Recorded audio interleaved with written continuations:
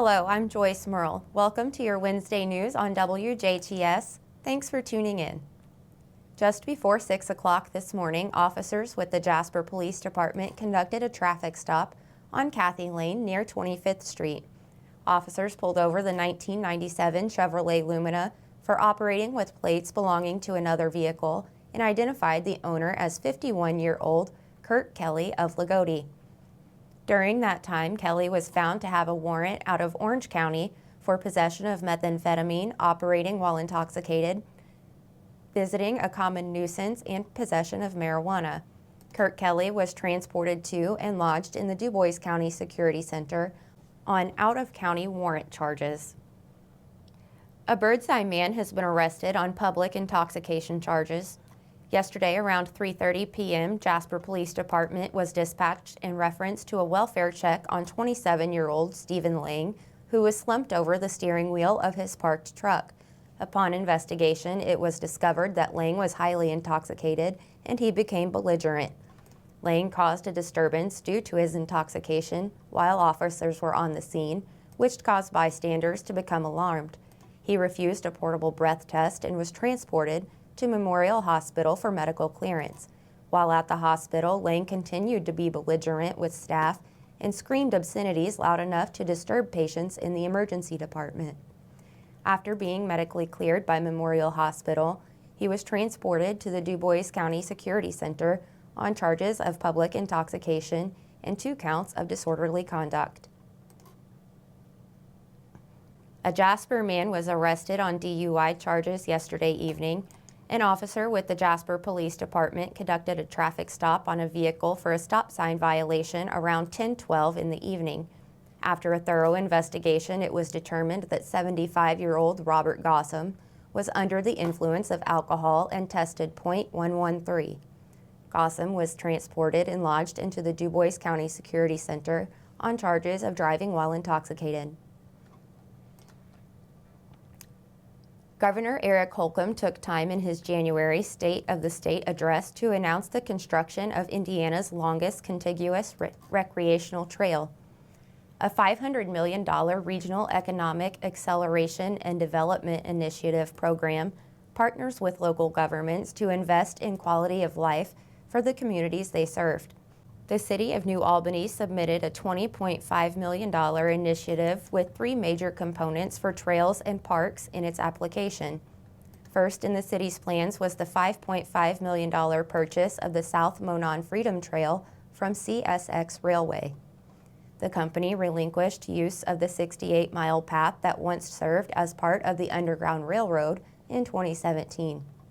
Step 2 plans included the request for $12 million to connect the populous Ohio River Greenway to the start of the South Monon Freedom Trail. High traffic in these areas connecting to the new trail is imperative to its accessibility. An additional $3 million in the proposal will fund the construction of the path through the edge of Floyd County.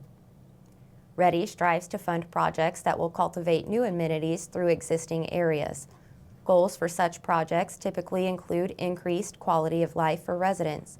Representatives for the City of New Albany say they're confident the South Monon Freedom Trail will achieve that for generations to come.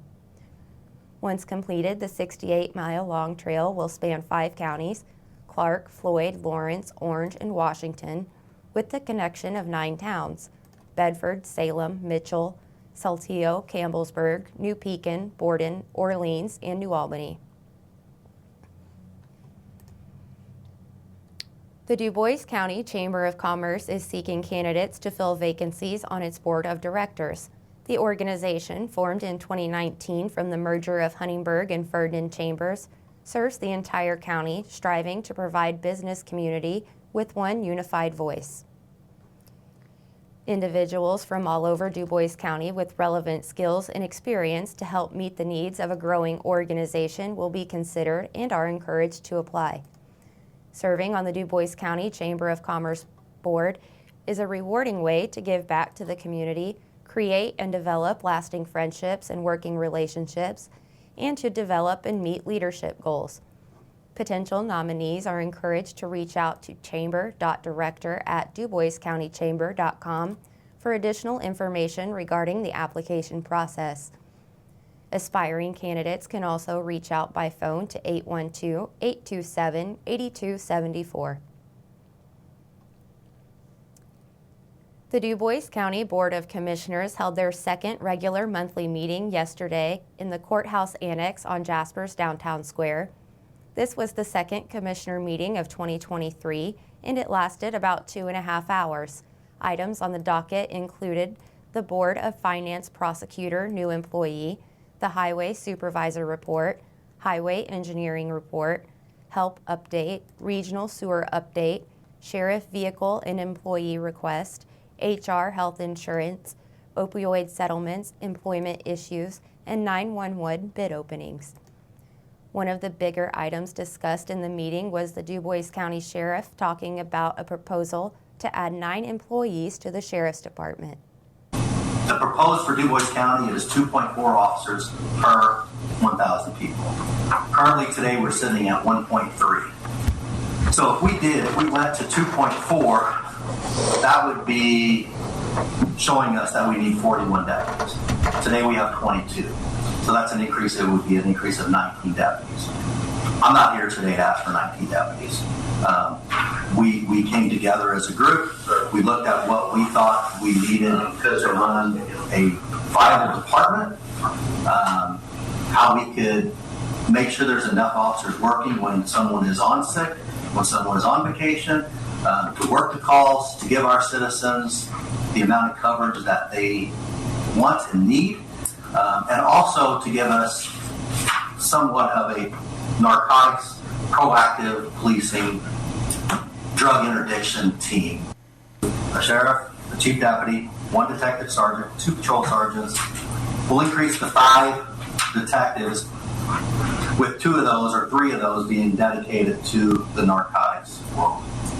2 school resource officers, and then what we showed a while ago was the 18 patrol deputies, and then the possibility of 1 sworn merited deputy that would be assigned to the courthouse. And that's why I'm here today to ask for 9 deputies. A decision was not made on the added sheriff's deputy yet and will be discussed further. The meeting was live streamed on the Du Bois County Government YouTube page. A 32-year-long state record has been broken twice in the past 2 weeks. On December 30th of 2022, Scott Scaffer broke the state burbot record that had been set in 1990 with a 10.2-pound fish he caught in Lake Michigan. On January 10th, Philip Durex caught a new state record burbot weighing 11.4 pounds, also out of Lake Michigan. Cold water temperatures from November to April bring Lake Michigan burbot closer to the shore to feed. We'll be right back with a check of weather, and Kurt Gutzell will be in with sports.